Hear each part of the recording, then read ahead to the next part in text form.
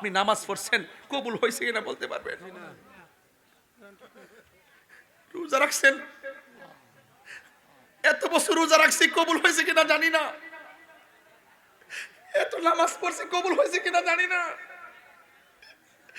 উমরা করছি, হজ করছি, কবুল হয়েছে কিনা জানি না। এত দান করছি, কবুল হয়েছে কিনা জানি না। এত তাহাজ্জুদ করছি, এত নফল পড়ছি, এত ইবাদত করছি, কবুল হয়েছে কিনা জানি না। কিন্তু এখন আল্লাহ যদি হাসরের মাঠে বলে তোর নামাজ কবুল হয় নাই, আমি তখন কোথায় যাব? আল্লাহ যদি বলে তোর রোজা কবুল হয় নাই, তাইলে আমি কোথায় যাব? আল্লাহ যদি বলে তোর হজ কবুল হয় নাই, আমি তখন কোথায় যাব? তখন আমি ডাক দিয়ে বলবো, আল্লাহ কোন ইবাদত কবুল হয়েছে কিনা জানি না, তবে তোমার নবীকে আমরা জানার চাইতে বেশি ভালোবাসি। আমল নিয়ে হয়তো আসতে পারি নাই, তোমার বন্ধু নবীর মহব্বত নিয়ে এসেছি। তরবারি ভাঙ্গা খেজুর ডাল তরবারি হয়ে গেছে।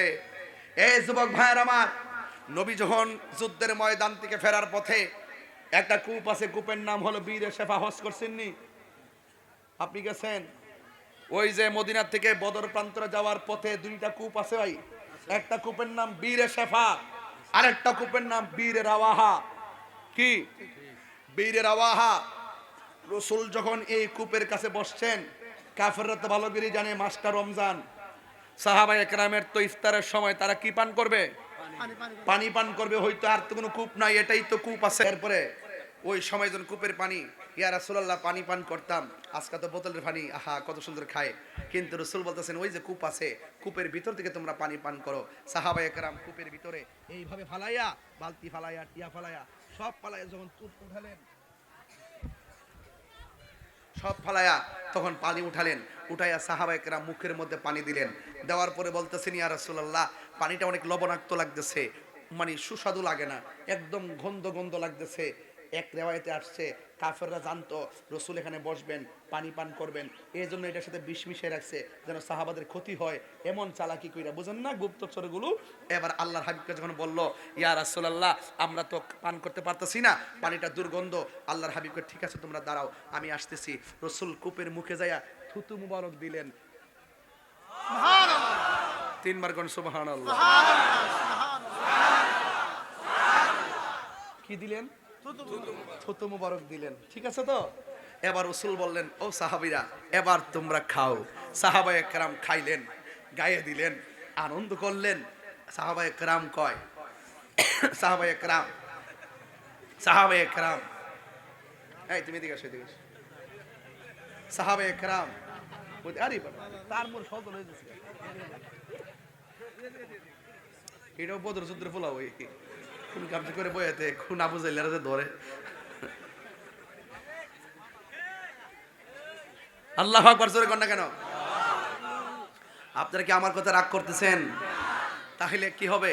আল্লাহর হাবিব থুতু মুবারক দিলেন, দেওয়ার পরে পানি সুস্বাদু হয়ে গেল। বিজ্ঞানীরা পরীক্ষা করলো, এই পৃথিবীর মধ্যে সবচাইতে সুস্বাদু পানি হলো জমজমের পানি। জোরে কোন সুবহানাল্লাহ কোন না কেন? সবচাইতে সুস্বাদু পানি কি? জমজমের পানি। যারা মদিনায় যায়, যারা মক্কায় যায়, তারা জমজমের পানি নিয়ে আসে, আসে কি না? এবং আর 2 নম্বর সবচেয়ে সুস্বাদু পানি এবং বিশুদ্ধ পানি হলো ওই বীরে শেফার পানি। এই জন্য আমিও ওই মদিনায় যাইয়া আমিও তোমার সাদা সাদা ক্যান্টিন দিয়া পানি বোরাই নিয়ে আইছি, আর এই পানিটা গলার মধ্যে দিছি। তবে একটা জায়গায় যাওয়ার পরে আমি একটা ফল পাইছি বাজান, এরপর থেকে আমার গলা এখনো পর্যন্ত ভাঙ্গে নাই, এবং কোনোদিন 3টা-4টা মাহফিল করছি। একটা প্রমাণ আমি বলে দিই, যখন আমি আম্মারে লইয়া এশারের নামাজের টাইমে তায়েফের বুড়ির বাড়িতে গেছি, তায়েফের যে বুড়ির বাড়িটা, বুড়ির বাড়িতে গেলাম, আর ওই জায়গার মধ্যে বড় একটা পাহাড় আছে, ওই জায়গার মধ্যে গেলাম। যাওয়ার পরে দেখলাম অনেকগুলো মানুষ পাথরের ছবি তুলতেছে। তখন জিজ্ঞেস করলাম, ভাই এখানে এত মানুষ কেন? এক সৌদি পাকিস্তানি বলতেছে, কয় যে এখানে মানুষ এই জন্য, কারণ রসুলকে যখন তায়েফবাসীরা পাথর মারছে, পিঠ মোবারকটা রক্ত মোবারক দিয়ে লাল করে ফেলাইছে, তখন আমার নবী এই পাথরের মধ্যে হেলান দিয়ে বসছিলেন। নবীর পিঠ মোবারকের রক্ত মোবারকের দাগ মোবারকগুলো এখনো পাথরে লাগিয়ে রয়েছে। সাহাবীরা বিশ্বাস তো অবশ্যই করবেন আমার কথা। আমি তখন দেখলাম সবাই ছবি তুলে, আমি তো বাংলাদেশের পাগল, কে কোন ফতোয়া দিবে আমি এটা তোয়াক্কা করি নাই। আমি তো পাগল হই, সব পাগল পাগল না, কিছু পাগল এমনও আছে যারা আল্লাহ নবীর প্রেমে দেওয়ানা। কথা বলেন ঠিক না ঠিক? তখন আমি কি করছি, ওই পাকিস্তানের ফাওয়ার ফাঁক দিয়ে মাথাটা ঢুকাইয়া সবাই ছবি তুলে আর ভিডিও ধারণ করে আমি ওই পাথরটার মধ্যে জিব্বা দিয়া লেহুন দিতে শুরু করলাম। তখন পাকিস্তানিরা বুঝলো যে না, নিশ্চয়ই এটা বড় একটা পাগল। তখন একটা আশেক তখন আমার দৈরা বলতেছে আরো কিছু রহস্য আছে চলো। তখন আমি গেলাম, এই পাশে একটা মসজিদ আছে, এই মসজিদের কাঠ দিয়া দেখবেন মানে রাখছে, কাঠগুলো এখনো আগুন দিয়া পুরা শিয়ারা এটা পুরা দিছিল, ঠিক আছে। তখন ওই মসজিদে ঢুকলাম, ঢোকার পরে হাতের ডান পাশে কার্পেটের নিচে দেখলাম একটা কোনা দিয়ে পানি উঠতেছে। জিজ্ঞেস করলাম পানি কেন? কই রসুলুল্লাহকে যখন তায়েফের জমিনে যুবক পোলাপান যখন পাথর মারছে, রসুল এই রক্তমাখা শরীর নিয়ে এসে এই কোনার মধ্যে পইয়া এইভাবে সাজদা দিয়ে পইরা উম্মতের জন্য কাঁদছিলেন। ওই যে চোখের পানি ফেলছিলেন, এই পানিগুলো এখনো নিচ থেকে উঠতেছে। তখন সবাই ছবি তুলতেছে। তখন আমি কি করলাম জানেন? তখন আমি কি করছি, ফাঁকের ফাঁক দিয়ে হাতটা ঢুকাইছি, হাতটা ঢুকাইয়া বালু সহকারে, এই বালু আছে, এই বালু সহকারে এই পানিটারে মেসেজ করলাম, কইরা এখানে গলার মধ্যে দিলাম, চেহারার মধ্যে মালিশ করলাম। এরপর আমার মন ভরে না, তখন আমি আমার জিহ্বাটা দিয়া ওই জায়গাটার মধ্যে চাটতে শুরু করলাম, ধুলাবালি সহকারে ওই জায়গাটা আমি পান করতে শুরু করলাম। তখন খোদার কসম করে বলি, আমার নাকের ভিতরে এমন একটা গ্রান লাগছে, এত সুগন্ধি গ্রান জীবনে কোনোদিন আমার নাকে লাগে নাই। বিশ্বাস করেন কিনা আল্লাহ আলম, আল্লাহর উপরে ছেড়ে দিলাম। যদি একটা কথা যদি বানায় বলে থাকি, একটা কথা বলতে চাই ভাই, রাসূলুল্লাহ যে কি জিনিস, আল্লাহর হাবিবের মোহাব্বত যে কি জিনিস। আপনি নামাজ পড়ছেন, কবুল হয়েছে কিনা বলতে পারবেন? রোজা রাখছেন, এত বছর রোজা রাখছি, কবুল হয়েছে কিনা জানি না। এত নামাজ পড়ছি, কবুল হয়েছে কিনা জানি না। উমরা করছি, হজ করছি, কবুল হয়েছে কিনা জানি না। এত দান করছি, কবুল হয়েছে কিনা জানি না। এত তাহাজ্জুদ করছি, এত নফল পড়ছি, এত ইবাদত করছি, কবুল হয়েছে কিনা জানি না। কিন্তু এখন আল্লাহ যদি হাসরের মাঠে বলে তোর নামাজ কবুল হয় নাই, আমি তখন কোথায় যাব? আল্লাহ যদি বলে তোর রোজা কবুল হয় নাই, তাইলে আমি কোথায় যাব? আল্লাহ যদি বলে তোর হজ কবুল হয় নাই, আমি তখন কোথায় যাব? তখন আমি ডাক দিয়ে বলবো, আল্লাহ কোন ইবাদত কবুল হয়েছে কিনা জানি না, তবে তোমার নবীকে আমরা জানের চাইতে বেশি ভালোবাসি।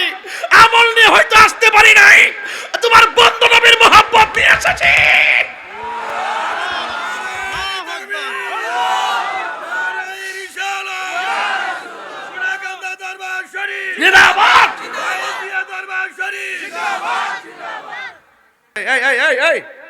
এই বেটা, এই জিজ্ঞেস করে কি আমি কিতা এক হইলে কয়া গেলে তো চলে। একটা জুতালে একটা আড়াতে শুরু করছে তাহিরি জন্য প্রতিদিন বয়ে থাকবে কেন? আরে সাইরা দে, জানি দে বেটা, এক নম্বর সমস্যা তো হইতেই পারে। আমার আইন তো বজায় রাখতেই, কথা কোন ঠিক না বেটি? ব্যাখ্যা দিয়া যান, অসুবিধা নেই, ব্যাখ্যা দিয়া যাবেন, আঙ্গুল দেখাবেন, একটা নিলে দুইটা বেড়া করে জুতালে একটা ঠেলে যাইতেছে। বাবা জান, আপনার কি কষ্ট হচ্ছে? আর 10-12 মিনিট সময় দিব আপনাদেরকে, রাজি আছেন ইনশাল্লাহ? একটা ওইটা 3 ঘন্টা। তুই তো লন্ডন থেকে আইস, তো নাইলে আমেরিকা থেকে আইসস, কইতে আইস? বাংলাদেশি, ঠিক আছে। ওয়াজ করলে মাঝে মাঝে বিরতি দেওয়ান লাগে, নাইলে মানুষের মেজাজ গরম হয়ে যায়। পাগলে দেবো যে সিলে দেই না, নিজে পাগল মুহিয়ারও পাগলে। আমার বাইর থেকে কিন্তু বুঝাই ভাড়া যে ওয়াজে গিয়ে চিল্লেন না, কোন সময় যে গরো চিল্লি শুরু করেন। আমি পাগল পাইছি, গরো চিল্লাম, আর কোনো গান নাই। হিয়ানো চিল্লালে তো হাদিয়াও দেয়, তোমার কাছে চিল্লালে তুমি কিতে দিবা? এই যে শুরু হয়েছে না, শুরু হয়েছে গা, মাশাআল্লাহ, মারহাবা কোন। রাগ করেন না আমার সাথে, আমি মনের মাধুরীতে মিশে কথা বলি, ঘরের কথা মাঝে মাঝে বাইরে বইলা লাই, আপনারা বুঝাবার লাগিয়া, বুঝছেন কি কইছি? একটু বুঝাবার লাগে কই আর কি। আমি হাসলে মাঠ হাসে, আমি কাঁদলে মাঠ কাঁদে, আমি হুঙ্কার দিলে মানুষ জাগ্রত হয়, এটার নাম ইসলাম। এটার নাম কি? রাসূল যখন ওয়াজ করতো মাঝে মাঝে, এই মিশকাত শরীফ পড়ছস না, বাবুল মেজাহ একটা হাদিস আছে, কৌতুকের অধ্যায়। রাসূল মাঝে মাঝে সামাজিক কিছু কথা বলতেন, সাহাবারা হেসে দিতেন, আবার ওয়াজ শুরু করতেন। ফজর পরে ওয়াজ শুরু করছে, সাহাবায়ে কেরামকে ইয়া রাসূলুল্লাহ আরো করেন। জোহরটা পড়ালো, জোহর পড়ার পরে আবার ওয়াজ শুরু করছে। ইয়া রাসূলুল্লাহ আরো ওয়াজ করেন। আসর টাইম হয়ে গেছে, আসরের পরে কই ইয়া রাসূলুল্লাহ, আর নবী কই আসর পড়ালো, আসরের পরে আবার ওয়াজ শুরু করছে, মাগরিবের টাইম হয়ে গেছে। রসুল ডাক দিয়ে কই এই শোনো, এশার নামাজটা পড়ালো, এশা পড়ার পরে আবার ওয়াজ শুরু করছে, ফজরের টাইম হয়ে গেছে। সাহাবায়ে কেরাম ওয়াজের ফাঁকে খাওয়ান ভুলে গেছে, ঘুম ভুলে গেছে। বুঝেন নাকি? সব ভুলে গেছে, কারণ আল্লাহর হাবিব কিয়ামত পর্যন্ত কি হবে নাকি না হবে সব ওয়াজ তিনি করেছেন। যাদের নসিব ভালো মনে রেখেছেন, যারা মনে রাখতে পারে নাই। কথা বলেন ঠিক কি না? আমি বলছিলাম কই গেছিলাম অস্ট্রেলিয়া, গুরু মাশাআল্লাহ দেখছেন নি, বাবা আছে যার গায়ে দেখলে তারা চিনা যায়। এত ধরে লিখে গেছে কূপের মধ্যে গেছিল, কূপ। এরপরে ওই সময় যখন কূপের পানি, ইয়া রাসূলুল্লাহ পানি পান করতাম, আজকে তো বোতলের পানি, আহা কত সুন্দর খায়। কিন্তু রাসূল বলতেছেন ওই যে কূপ আছে, কূপের ভিতর থেকে তোমরা পানি পান করো। সাহাবায়ে কেরাম কূপের ভিতরে এইভাবে ফালাইয়া, বালতি ফালাইয়া, টিয়া ফালাইয়া, সব ফালাইয়া যখন কূপ উঠালেন, সব ফালাইয়া তখন পানি উঠালেন, উঠাইয়া সাহাবায়ে কেরাম মুখের মধ্যে পানি দিলেন। দেওয়ার পরে বলতেছেন ইয়া রাসূলুল্লাহ পানিটা অনেক লবণাক্ত লাগতেছে, মানে সুস্বাদু লাগে না, একদম গন্ধ গন্ধ লাগতেছে। এক রেওয়ায়েতে আসছে কাফেররা জানতো রসুল এখানে বসবেন, পানি পান করবেন, এই জন্য এটার সাথে বিষ মিশিয়ে রাখছে যেন সাহাবাদের ক্ষতি হয়, এমন চালাকি কইরা, বুঝেন না গুপ্তচরগুলো। এবার আল্লাহর হাবিবকে যখন বলল ইয়া রাসূলুল্লাহ আমরা তো পান করতে পারতেছি না, পানিটা দুর্গন্ধ। আল্লাহর হাবিবকে ঠিক আছে তোমরা দাঁড়াও আমি আসতেছি। রসুল কূপের মুখে যাইয়া থুতু মুবারক দিলেন, তিনবার কোন সুবহানাল্লাহ।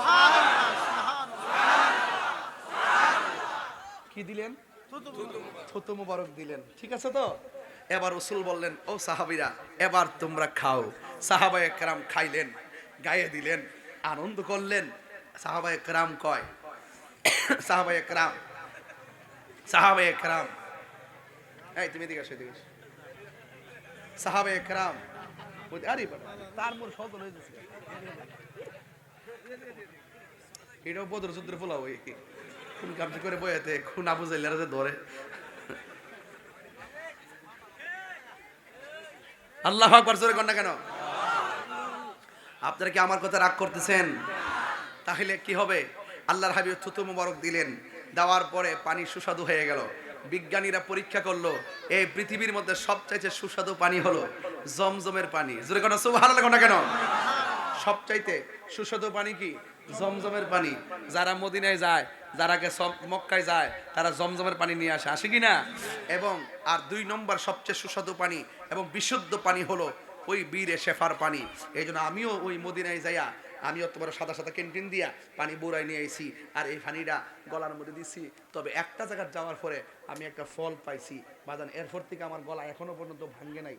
এবং কোনোদিন 3টা-4টা মাহফিল করছি, একটা প্রমাণ আমি বলে দিই। যখন আমি আম্মারে লইয়া এশারের নামাজের টাইমে তায়েফের বুড়ির বাড়িতে গেছি, তায়েফের যে বুড়ির বাড়িটা, বুড়ির বাড়িতে গেলাম, আর ওই জায়গার মধ্যে বড় একটা পাহাড় আছে, ওই জায়গার মধ্যে গেলাম। যাওয়ার পরে দেখলাম অনেকগুলো মানুষ পাথরের ছবি তুলতেছে। তখন জিজ্ঞেস করলাম ভাই এখানে এত মানুষ কেন?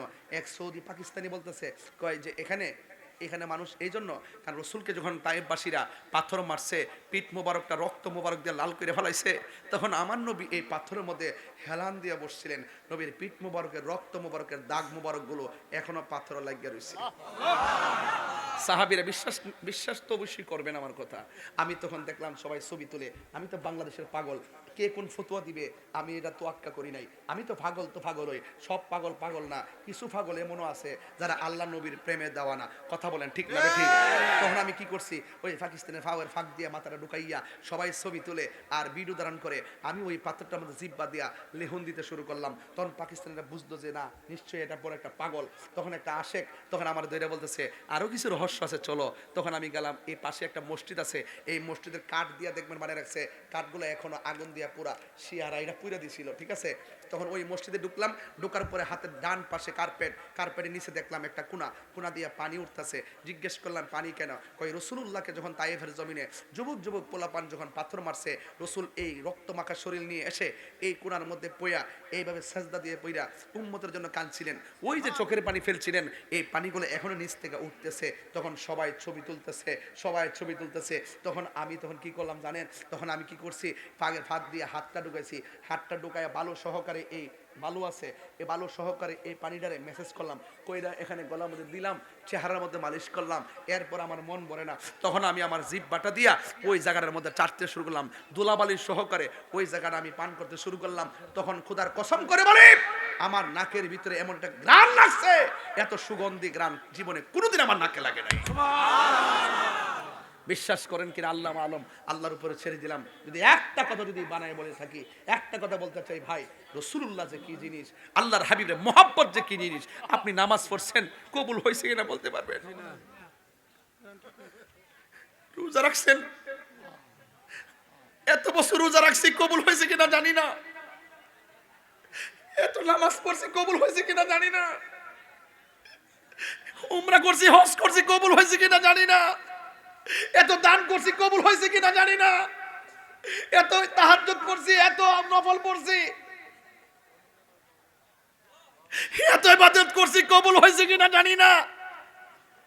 কিন্তু এখন আল্লাহ যদি হাসরের মাঠে বলে তোর নামাজ কবুল হয় নাই, আমি তখন কোথায় যাব? আল্লাহ যদি বলে তোর রোজা কবুল হয় নাই, তাইলে আমি কোথায় যাব? আল্লাহ যদি বলে তোর হজ কবুল হয় নাই, আমি তখন কোথায় যাব? তখন আমি ডাক দিয়ে বলবো, আল্লাহ কোন ইবাদত কবুল হয়েছে কিনা জানি না, তবে তোমার নবীকে আমরা জানার চাইতে বেশি ভালোবাসি, আমল নিয়ে হয়তো আসতে পারি নাই, তোমার বন্ধু নবীর মহব্বত নিয়ে এসেছি।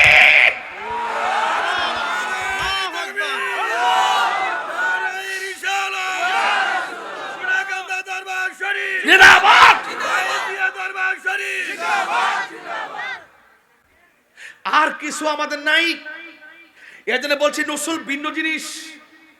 আগে মোহাব্বত তারপরে ইবাদত, আগে মোহাব্বত তারপরে ইবাদত। আরে আমরা ইবাদতের বাহাদুরি তো নাই। রাসূলুল্লাহকে জিজ্ঞাসা করছি, ইয়া রাসূলুল্লাহ মাতা সাআহ, কখন কিয়ামত হবে? রাসূল বলল, কিয়ামতের জন্য তুমি কি রেডি করছো? ওই সাহাবী কি, ইয়া রাসূলুল্লাহ কিয়ামতের জন্য আমার নামাজের বাহাদুরি নাই, রোজার বাহাদুরি নাই, কিন্তু আমি আপনাকে এবং আমার আল্লাহকে জানার চাইতে বেশি ভালোবাসি। রাসূল বললেন, আনতা মা মান আহবাবতা, তুমি যাকে ভালোবেসেছো তার সঙ্গে তোমার জান্নাত হবে। রাগ করবেন না কারোর সঙ্গে। নবী ছাড়া কোনো উপায় নাই, কবরে যাওয়ার পরে নবী ছাড়া উপায় নাই, হাসর মাঠে উঠবেন নবী ছাড়া কোনো উপায় নাই। রাসূল বলছেন হুফাতান উরাতান, হাদিসের ভাষা বলছি, বানায়া বলছি না, হাদিসের ভাষা বলছি। রাসূল বলছেন হুফাতান উরাতান, হাসরের মাঠে ল্যাংটা অবস্থায় উঠবে, ল্যাংটা ল্যাংটা উলঙ্গ অবস্থায় উঠবে, একটা নারী পুরুষের গায়ের মধ্যে কোনো কাপড় থাকবে না। হুফাতান উরাতান, দ্যাট মিন্স হলো পায়ের মধ্যে জুতাও থাকবে না। কাকুরসাতিন নাকি, এর অর্থ হলো ওই মাঠে কোনো উদ্ভিদ থাকবে না, কোনো গাছ থাকবে না, কোনো পাখি থাকবে না, ছায়া দিবে না, ওই মাঠটাতে আপনি উলঙ্গ অবস্থায় উঠবেন। আয়েশা সিদ্দিকা বলছেন, ইয়া রাসূলুল্লাহ একজন আরেকজনকে দেখবে কেমন মাঠ? রাসূল বললেন, আয়েশা ও আয়েশা, একটা সেকেন্ডের জন্য তাকাবে, সময় পাবে না। মাথার উপর থাকবে সূর্য, গাঠটা থাকবে বাঁকা, চোখের উপরে থাকবে সূর্য, উপরের খুলিটা উল্টে যাবে, মাথার মগজগুলো সিটে সিটে বাতের মারের মতো পড়বে। সন্তানের খবর মা নিবে না, মার খবর সন্তান নিবে না। অনেক কঠিন একটা মাঠ হবে রে আয়েশা, একজন আরেকজনের দিকে তাকাবার সুযোগ পাবে না। রাসূল বলেন, সেই কঠিন ময়দানে কিছু কিছু মানুষের নখ আল্লাহ বানাই দিব তামা দিয়া, ওই তামার নখ দিয়ে নিজের চেহারার, এই যে দেখেন আমার চুলের গুড়া, এই চুলের গুড়া থেকে এইভাবে চামড়া টান দিবে, নিজের চামড়া নিচে টানবে, এইভাবে টানবে, গালের গোশতগুলো টান দিয়া ছিঁড়বে, ছিঁড়া নিচে নিচে খাইবে। রাসূল জিজ্ঞাসা করবে, আল্লাহ ওরা কে যারা নিজের গায়ের চামড়া, নিজের গালের চামড়া নিচে খাচ্ছে, তারা কারা? আল্লাহ বলবেন, বন্ধু এরা হলো দুনিয়ার গীবতকারীর দল। আপনি হাসতে হাসতে গীবত করতেছেন, আপনি দোকানে বৈশা বৈশা গীবত করতেছেন, আপনি জানেন এটার শাস্তি কত, বাইরের গোশত খাওয়ার মতো। কি মনে করেন আপনি?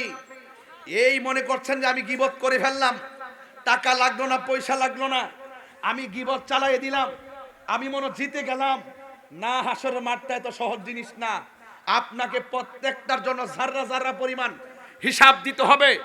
ওই কঠিন মুসিবতের ভিতরে এক শ্রেণীর মানুষ দেখবেন, এই মানুষগুলার গায়ের ভিতরে আল্লাহ পাক আগুনের শিকল দিয়া গায়ের মধ্যে পরাইয়া দিবে। জিজ্ঞাসা করা হবে, আল্লাহ এরা কারা? এরা হলো তারা যারা দুনিয়াত মা বাপের মনে কষ্ট। সুন্নি পোলাপানদেরকে বলছি, আমি তাহিরিকে যদি এক সেকেন্ডে যারা ভালোবেসে থাকো, সোনাকান্দা দরবারের মহান মুর্শিদকে যদি এক সেকেন্ডে যারা ভালোবেসে থাকো, আমরা দুই দরবার, দুই আমাদের আত্মার সম্পর্ক, রুহানি সম্পর্ক, একটি ইমানি জায়গা থেকে একটা মেসেজ দিব, আল্লাহর কসম কইরা জীবনে কোনোদিন মা বাপরে কষ্ট দিতে পারবা না। মা বাপরে কষ্ট দিয়া শুধুমাত্র দরবারে নয়, মদিনার দরবারে গেল কাজ হবে না। রাসূল বলছেন, মা বাপরে কষ্ট দিলে আল্লাহ কষ্ট পায়, মা বাপরে দুঃখ দিলে আল্লাহ অসন্তুষ্টি হয়ে যায়। এই জন্য মা বাপকে কান্দায়া আমার সামনে বসে ওয়াজ শুনবেন। রিজারেকশন লাইফ, দ্যাট মিন্স হাসরের ময়দান, সেদিন আপনাকে জাররা জাররা পরিমাণ হিসাব দিতে হবে।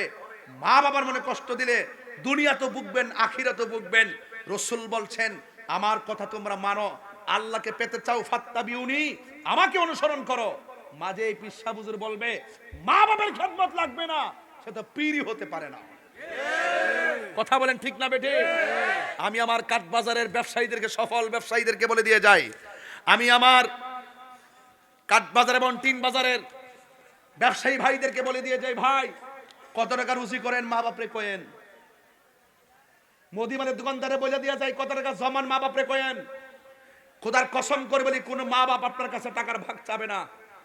মা বলেন, পুত্রে যদি আমার কইতি বল লেগে স্বর্ণ আনছস, আমি সারা রাত না ঘুমাইয়া তোর বাহিরে তাইকা স্বর্ণ পাহারা দিতাম। কথা কোন ঠিক কিনা? এই জন্য আজকের কথা পরিষ্কার, আল্লাহর ইবাদত, নবীর মহব্বত, আউলিয়া কেরামের সোহবত, মা বাবার খেদমত আমরা চাই কি চাই না? আরো বড় করে চাই কি চাই না? নবীর পক্ষে থাকলে দাম বাড়ে না কমে? আউলিয়া কেরামের পক্ষে থাকলে দাম বাড়ে না কমে? মা বাবার দোয়া থাকলে সন্তান কি জিরু হয় না হিরু হয়? তাহলে ওই মা বাপের খেদমত দরকার আছে না নাই? আমি জানি না আজকে মা বন্ধুরা আসছে কিনা মাহফিলে।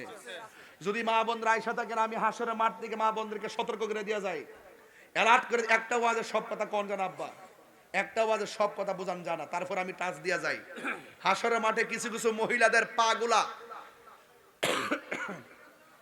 গাছের মধ্যে বাইন্দা মাথাগুলো নিচে ঝুলাই রাখবে, আবার কিছু কিছু মহিলাদের চুলগুলো গাছের মধ্যে বাইন্দা পা গুলো নিচে ঝুলাই রাখবে।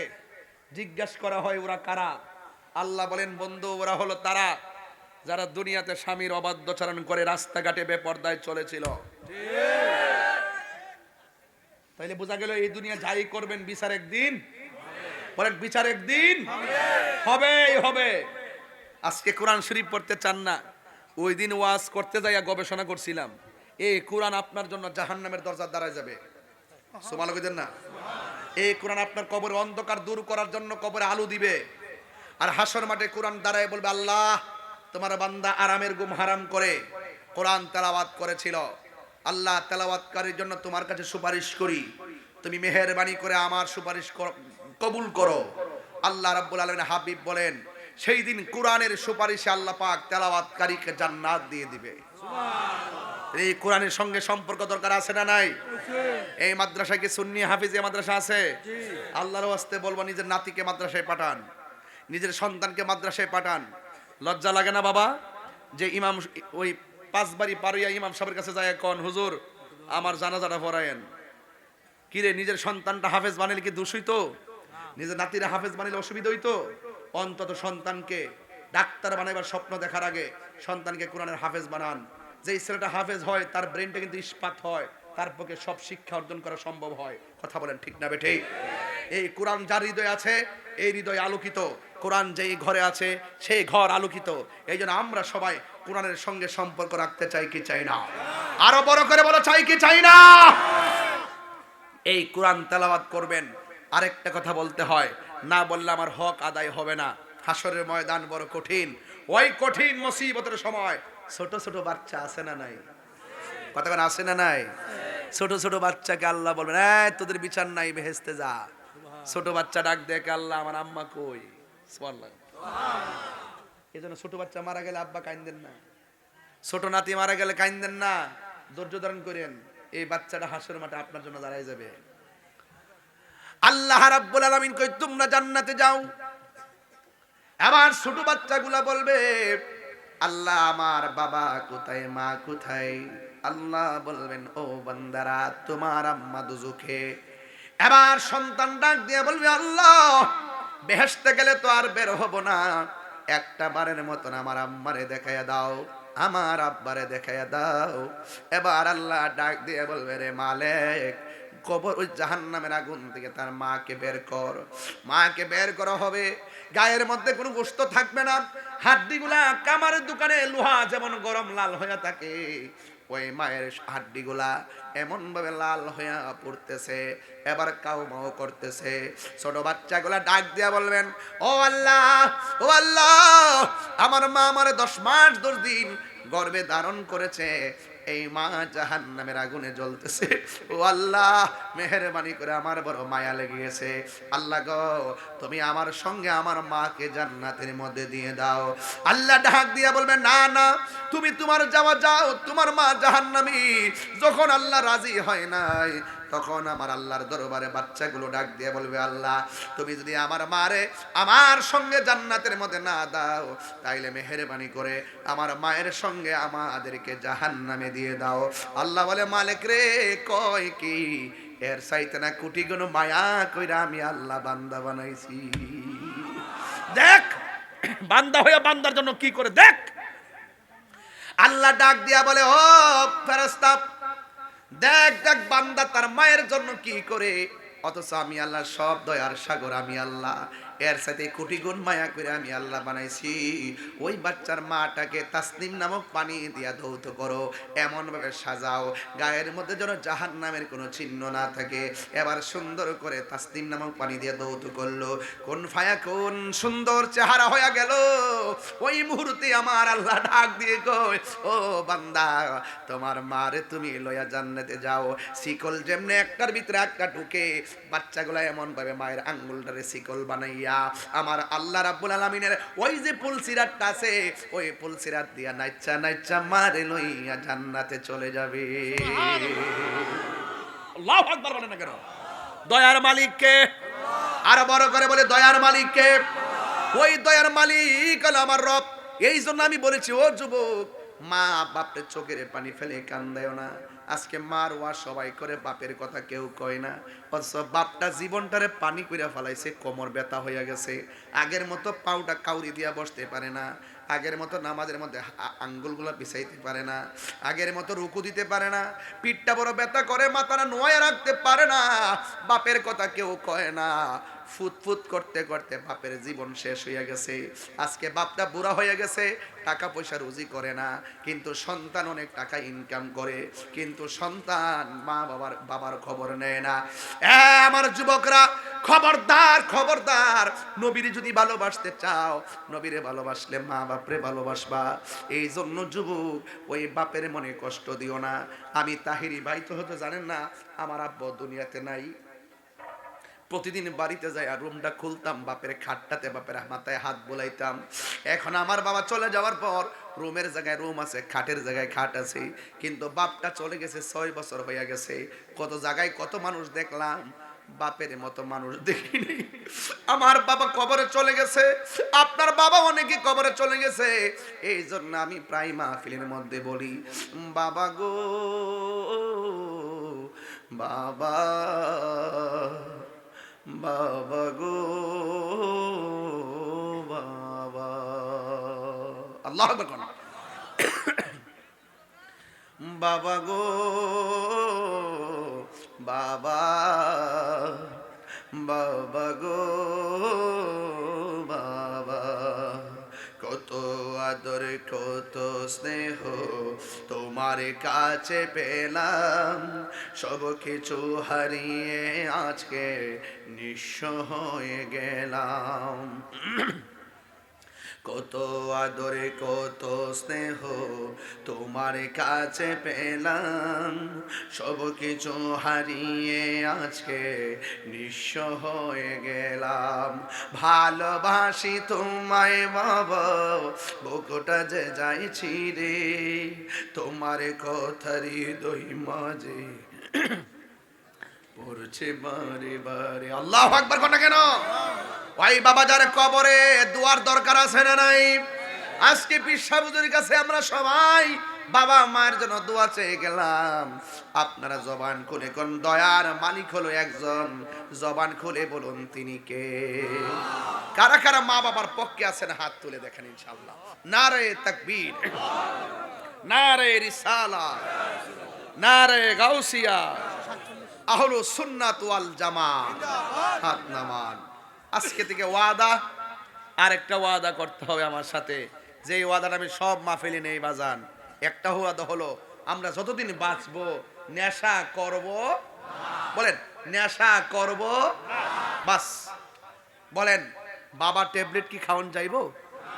আমার যুবকদেরকে বলছি, এক বলেন বন্ধ নেশা, নেশা বলে বন্ধ কর, নেশা বন্ধ, নেশা, ইয়াবা, ফ্যান্সি, গাঞ্জা, সুদ, ঘুষ, চুরি, ডাকাতি, মুনাফিকি, গীবত, এগুলো কি চলবে?